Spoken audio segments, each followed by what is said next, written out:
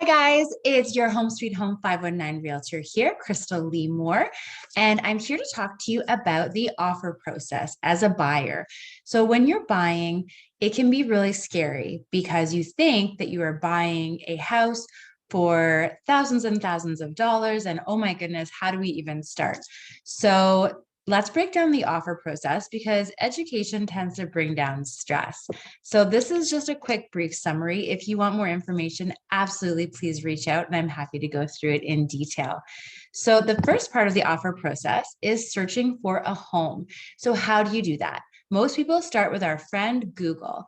So you'll look at Google, you'll start seeing things on realtor.ca or at royallepage.ca, and basically you see the homes, you see the photos, you see the write-ups, and you see the prices.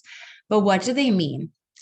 Fun fact, you can price a house at any price you want. There's not really a lot of rules other than you can't be, I guess you can't be a crazy person because you have to be ethical, but the price of a house is not always what it is worth. Sometimes it's too high, sometimes it's too low, and sometimes it's just right.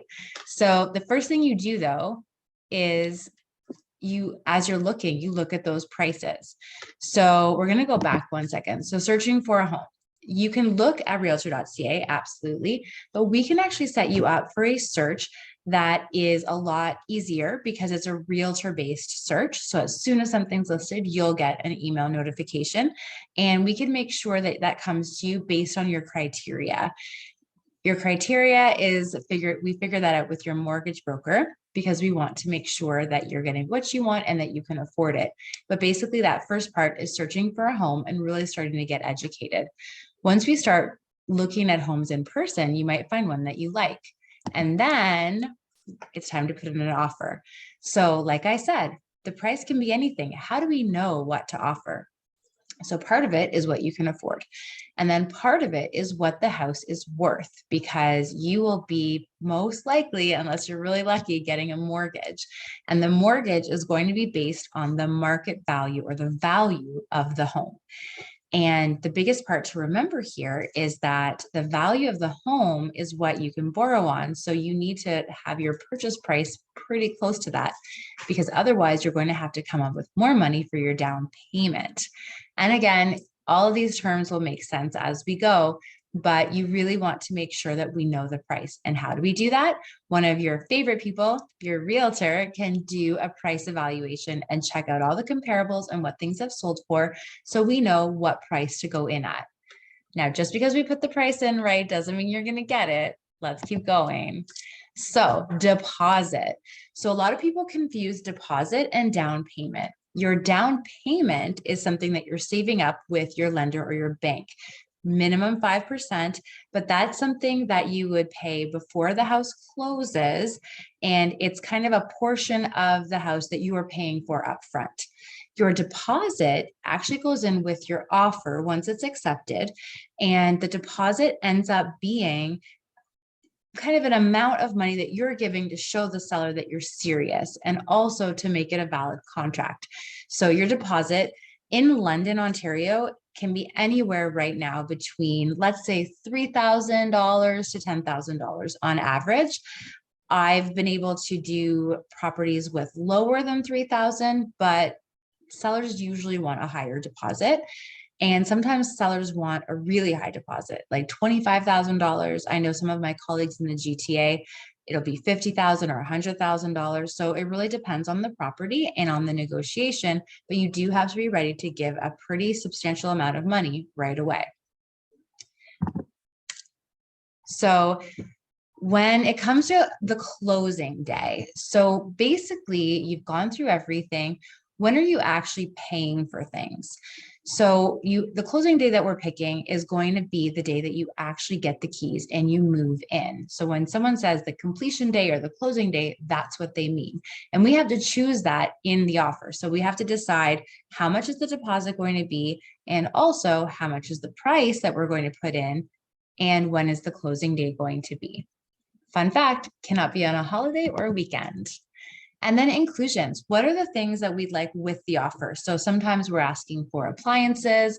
Maybe there's a playground in the back that you really like. Maybe there's something like a shed that we want to make sure that's there. And we always ask kind of for lighting fixtures. Really anything that hasn't been excluded could be included, but remember there's a value to all of that. So sometimes the seller will have included things already, but for the most part, if you're asking for things, there's a value, even if it's a mental value.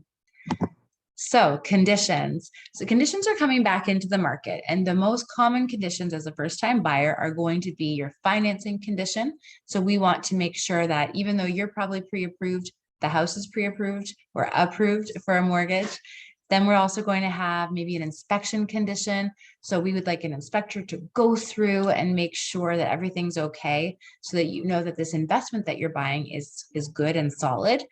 And there also might be, if you're buying a condo, a status certificate and condo document condition. So we actually want your real estate lawyer to go through all those documents and make sure that not just the property is valued okay, that the condo corporation has been taking care of their stuff, so that, again, so that your investment is safe. Usually those conditions, which we couldn't have them for a while, but usually those conditions we're looking at 5 to 7 days. Sometimes we can make them a little shorter, but with condo documents, for example, if the seller doesn't already have them, it could be an extra 10 days from the time that your offer is accepted before you even get them. So it really depends, but we're looking at like 5 to 7 days if we can get those conditions accepted. If for any reason the conditions don't happen, like if let's say the financing doesn't happen or the inspection went badly, you get that original deposit back in full, as long as it's in the contract that you get it back, which we always prefer. So once you send the offer, we'll drop the offer for you. We send it over to the other agent. The seller goes through and they can either say, absolutely, this is perfect. Yes, no questions. They can say, no way, get out of here, send it back, don't even want to look at it. But more often than not, they'll send back a counter offer. So they'll say, thank you for your offer. This is your price. These are your conditions, inclusions, whatever it is. And then they will have their own version of what the price should be. Maybe they'll have a different closing day in mind. They usually won't touch the conditions, but a seller usually would prefer no conditions, because then they know for sure the house is getting sold. But usually when we're looking at what they're sending back, it will be based on price and sometimes the closing date.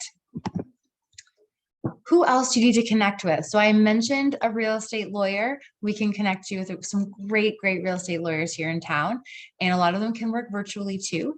We have a home inspector. So we have, again, great home inspectors, and they can make sure that they're going through and helping you figure out if it's the right investment. And other people, maybe a moving company. I know there's a really cool service called MoveSnap that I know RBC has a connection with them. But really, we want to make sure that you have everyone that you need to go forward and go on your next step as a homeowner. So help us help you. It's what we do. Again, my name is Krystal Lee Moore, also known as your Home Sweet Home 519 Realtor, Krystal Lee Moore, and I am very much looking forward to seeing you or talking with you soon. And I hope you keep in touch. Bye.